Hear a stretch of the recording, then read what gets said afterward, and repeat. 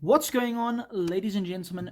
Future Knight Eric here, and I'm coming at you with an updated live twin evil twin deck profile, carrying on with my deck profiles running throughout the Christmas to New Year's period of 2022. All of these videos are titled 2023 because this is how I intend to take the decks into the new year. This is a bit of a fan favorite for a lot of people. I think I've only profiled it once or twice before, so I definitely a long overdue update. But before we get into it, there are a couple of disclaimers I need to give. The elephant in the room is obviously that this deck, in the current meta, which is our Tearlament Ishizu Tier 0 meta, is not even a blimp in the meta game. This deck suffers absolutely immensely against Tearlaments between the shufflers and the mass amount of Bystials that are running around, played both by Ishizu players as well as people trying to combat that strategy, and the deck being able to not play the Bystials either means that this deck suffers greatly.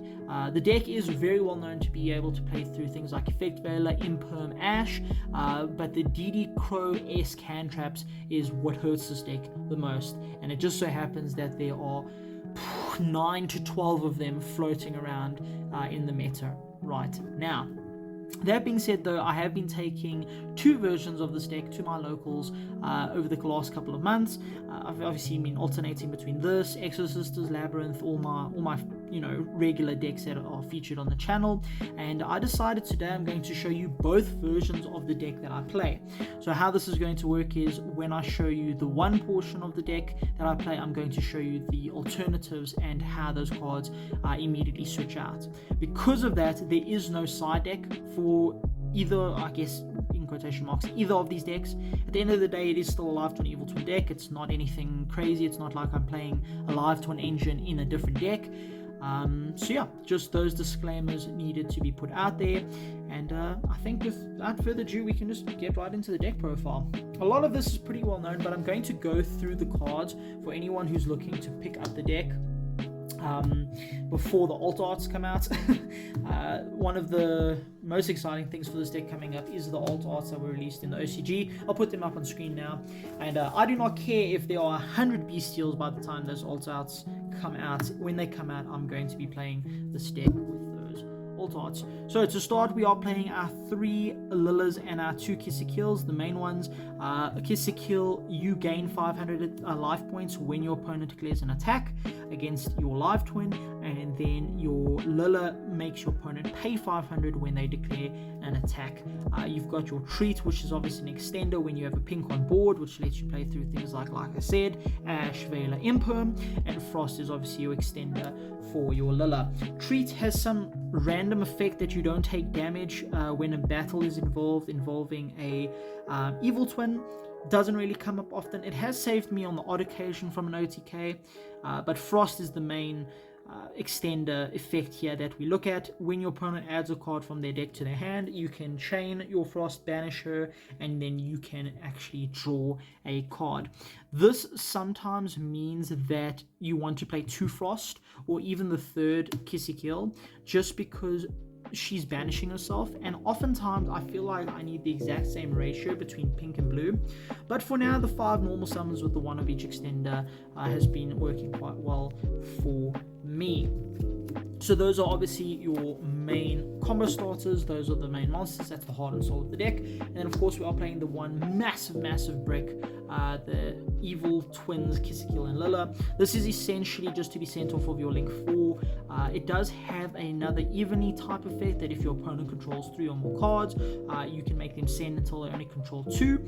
And then if you have both evil twin Lil-la and Ki-sikil engraved, it gains 2,200 attack, so it becomes 4/4, which is a cute little way of sometimes OTK. Then for a card that not a lot of live twin evil twin players play at 3, I'm playing 3 home. I don't think there's a particular reason I'm playing this. I think the best argument I have for it is that because of the engines I'm playing, I very often don't have no monsters on field, and of course your Lil-la and your Ki-sikil require no monsters on field to trigger. So home is just a way to guarantee that you get a body on board. So even if you've normal summoned, say you start your game or your match, and you have no way to get into your live twin engine, which is very unlikely, considering the amount of cards you played search, which I'll get to now, and you start with one of your other engines, that means you'll end up on a board that has a monster that isn't a live twin, and because of that you'll need to have a way to get to both colors on board. So usually that could mean normal summoning and then activating home to get the other color, if of course you have that monster on board, restricting your Lil-la and Ki-sikil normal summons from triggering. So that's probably my biggest argument with regards to home. We of course are playing Sunny Snitch. This card is insane. Yes, it does search you a live twin monster, which is great. It searches you your extenders, searches you your normal summons, but it also requires your opponent to pay 200, and we gain 200 every time they normal special summon a monster if we control an evil twin, which is very, very strong. Then of course we are playing 3 Secret Password. Secret Password searches a live twin spell or trap. These are obviously home and Sunny Snitch. So whichever one you don't have, you then end up searching, and then if you do have both, you then search for follow-up, or you use this to bait ashes, so on and so forth. Just you have to be careful with Droll. Droll does hurt this deck quite a bit, but not too popular in the format at the moment. Then the first version of this deck that I'm playing is Dogmatika. So of course we are playing, I would say, a full but not too hefty Dogmatika package. So we're playing the 1 Fleur-de-Lis, the 1 Ecclesia, 3 Nadir Servant, recently back to 3, which is awesome, and our Dogmatika Punishment. The Dogmatika Punishment does conflict with your follow-up turn. However, if you manage your resources well enough, you can just loop your Link 2s from grave, in which case you don't actually need your extra deck on that follow-up turn. And because we only play 1, it means there'll only be 1 turn that you're locked out of using your extra deck. Now, if you don't like that idea, we come with our first alternative, which is the Artifact package.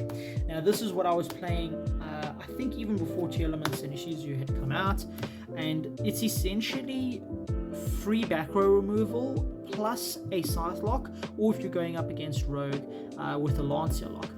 Lancia lock is also not extremely terrible against like random going second decks that main deck evenly, so you could argue to cut the Lancia, but the reason why you want to play 2 is so that you always have Ignition live. And the thing is, if you draw Lancia, it's not a break, you can just chain it from hand. So that's why you would play these. In case you don't know, these cards aren't very well known. Assault, Scythe, and Lancia are for sure. But Ignition says, if you have an artifact monster in your deck, which hopefully you will, you can target 1 spell or trap card on the field, destroy that target, and if you do, set 1 artifact monster from your deck to your spell and trap card zone as a spell. If this card in its owner's possession is destroyed by an opponent's card, your opponent skips the next battle phase. So essentially, if you draw Ignition in turn 1 and any other spell that you don't need a trigger or trap, you can then activate Ignition on your own spell or trap and then set Scythe, and then your normal combo that ends on the Link 4 means you're going to bring back your Link to Ki-sikil and then pop your Artifact Scythe and essentially Scythe lock them. It's also great because when you hard draw these, they're still not bricks as long as you have access to your live twin engine, because again, you just pop them and then they'll get their effects. Scythe obviously reborns itself, locks your opponents out the extra deck. Lancia reborns itself, and then you tribute it to stop your opponent from banishing. And then, in case you're questioning my math, yes, this is 5 to the 6 cards there. The 6th card I would replace, I would actually play the other Frost, just because you're relying a little bit more on your live twin engine to push. You don't have the Dogmatika engine, which is pretty much always a guaranteed OTK, going second with the Link 4. The Link 4 plus Fleur-de-Lis plus Ecclesia is game almost always. So yeah, that is what I would replace with this. This, I would say, is a more pure version, where this is, of course, bringing up that hybrid of Dogmatika live twin. Then we get to our non-engine going second stuff. This is pretty standard stuff. We're playing our 3 Ash Blossoms and 3 Bell. I cannot emphasize enough how important Belle is in this deck, and I'm pretty sure she is actually a mandatory 3 of in the engine or in the deck moving forward. Reason being, because of the Bystials. Ghost Spell is one of the few cards that can stop the Bystials other than things like Cross Out. You can't even call by a Bystial, it's insane. Cross Out does, but of course you can't play the Bystials in this deck because your live twins need no monsters on board to be able to trigger. And like I said, if you then have a Bystial on board, you need to be able to normal summon and then have instant access to the other color through home or through an extender, which you can't guarantee. So I do think Ghost Ball is absolutely mandatory. I'm pretty sure she's mandatory until Bystials get hit, and I don't think they're going to get hit. I think once Tearlament gets hit, they'll start to fall out of favor, move more into side decks, but that is still an issue for this deck. Then the last hand trap, yes, we're playing not a huge lineup of hand traps. These I think are pretty mandatory. The last hand trap I'm playing is obviously Crow, just because of you can't disrespect Tearlament, even if Tearlament is not heavily present at your locals. If somebody walks in randomly with Tearlament and starts playing, you need to have an answer. So Crow is my choice right now in the main. However, of course, you have alternatives like Effect Veiler, and then you do have Imperm, but I'm not a big fan of Imperm because during your combo, when you draw in your opponent's turn, if you draw Infinite Impermanence, it's dead.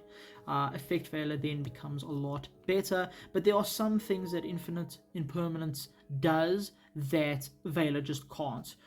So it's literally entirely preference, but these are the different options I have for the hand traps. Of course, you can play things like Nub, but then again, you need to sort of guarantee that you see home or you see a normal summon with an extender. Then for more going second cards, we have our board breakers, and of course we are playing our enemy controllers and our forbidden droplets. I did try Signet Crosswipe, did not enjoy it at all, just because you can't use it late in the combo. For those of you who do not know, droplets, you send cards on your field or hand to graveyard as cost. Your opponent can then not respond with the type of cards you sent if you sent a monster, spell, or trap, and then you choose monsters on the field, effect monsters on the field, to negate their effects and halve their attacks. Insane card. Enemy controller, obviously you tribute a monster's cost, target a monster your opponent controls, take control of it until the end phase. This does not negate the effects. The reason why we're playing these is because on your normal summon of your live twin, you can chain one of these, send your live twin to grave, then you may steal or negate, then you summon the other one. If you, in the case of Forbidden Droplets, if you negate it, you then trigger the next live twin you summon to summon the first color you summoned. If you've enemy controlled, you just summon the other color and then you can link climb and then summon back the previous color that you normal summoned. So these cards are absolutely insane. Enemy controller being able to not trigger Tearlaments is very, very relevant. You're not just sending them to grave, you're linking them off, which is, you know, insane. And I do think these cards pretty much have a staple home in the deck right now. Droplets for sure. Enemy controller is very format dependent, obviously. And then for the last two cards, we are playing a clean 40. We are playing the Harpy's Feather Dust and Call by the Grave. Pretty standard. You kind of have to play some back row removal. Even the most meta decks are playing some form of back row. Then for our extra deck, this is pretty self-explanatory. We are playing 3 Trouble Sunny. This is the boss monster of your deck. We have our beautiful parallel secret rares. Sorry, no starlights here. She is your 3/3 beta. She needs 2 monsters, including an evil twin monster. Then she is a quick effect. Tribute this card and you special summon 1 Ki-sikil monster, 1 Lil-la monster from your graveyard. Does not target, so if they do get rid of one or the other, you're at least triggering one unless they get rid of both, which does actually happen sometimes. Then she has an ignition effect. When you banish her from grave, you send an evil twin from hand deck or field, to the graveyard to their non-target center card your opponent controls. Field is relevant because then you can send one of your link 2s and then the other one can reborn it. Deck is relevant because it gets rid of the brick, and hand is, I suppose, relevant because you get rid of the brick. She's absolutely insane. You have to play 3 mandatory. I don't think that'll ever change. We are playing 3 Ki-sikil because Ki-sikil is the first thing to generally want to go into. In your opening play, if you're going first, Ki-sikil first means that you get the draw. If you are going second, you might sometimes want to go into your Lil-la first, which means that you will get the pop. So depending on which one you go into first is the one that you're going to get the effect of later down your line in your combo. So Lil-la, when it's summoned and you control a Ki-sikil, you pop a card. Ki-sikil, when it's summoned and you control a Lil-la, you draw a card. And then they both lock you into Fiends, which is not a big deal with this deck, obviously. Then we've got the non-evil twin links. We have got our Goddess of the Underworld, Underworld Goddess of the Closed World, apologies. She's to touch really big tower monsters, which this deck suffers against. Of course, you do have your link 4 to non-target send untargetable stuff, but stuff that is unaffected generally, this is how we out it. We also play Unicorn, very, very important card. I see a lot of lists not playing this, which drives me absolutely insane, because the follow-up combo after you've just ended on a straight-up link 4, you can utilize Unicorn to get another draw, so you can end up drawing something like 3 cards, which is absolutely insane. We are playing Elf just for some recursion and targeting protection, and then we're playing Lingeribo. This is, I suppose, so these 3 in both versions of the deck, they stay in, but we are getting to some of the stuff that is interchangeable here. So we have Lingeribo. This is obviously if your normal summon gets stopped, because believe it or not, Lil-la and Ki-sikil, live twins, are both Cybers. So you can go into a free trap negate, and then because you have an extra deck monster, you can then do Nadir Servant, Ecclesia players, which is super, super strong. Then we are of course playing Titanclad just to get that extra plus off of our Nadir. We are playing Garura so we can get a free draw, Pot of Greed, and then we are playing Ensis for our Dogmatika Punishments, or for our Nadir Servant going second to basically be an MST. The interchangeable cards here for your extra deck is of course a Zeus package. So it's just down at Zeus Gigantic to go with its brother Alf in the extra deck. And then I'm still playing Gachi Gachi. I don't know, against rogue decks, it just feels a lot better just being able to plonk down Gachi Gachi and just ram into stuff so that you can make a Zeus. Yes, it's not a 4-matty Zeus. Your Gigantic Spice is usually when you'll be making a 4-matty, because you'll be using a link, so it becomes 3,200, which is insane. Also great OTK potential there. You can then attack. You can then do some combos, but of course you can't go into Zeus because it locks you into 2s. But Gigantic Sprite also makes the deck nib proof early on, which is very, very strong, because this deck absolutely dies to nib. Nib is not in the format right now, that's why in the Dogmatika package I'm not playing it, but I do think it definitely needs a spot in the deck just because of the nib protection. And then yeah, that is actually pretty much it for the deck profiles. I guess it's 2 deck profiles. It's the same deck, just 2 different ways you can play it. For right now I'm enjoying the Dogmatika version a lot, but that might be because I really, really, really like Ecclesia and Fleur de Lis. But I do think both versions have a spot in your local tournament play. Of course, like I said, against meta this deck is terrible. You're probably going to want to mix it with Sprite, which I unfortunately don't have, but at that point you're just playing a Sprite deck that turbos out Toad using your Frosts as material because it's an Aqua. And I don't know, the more pure version I found, even with the Scythe lock, seems a bit more fair. That is probably the best description for this deck. It is fair. And yeah, that's pretty much it, ladies and gentlemen. I hope you enjoyed this deck profile, and I will see you tomorrow for the next deck profile.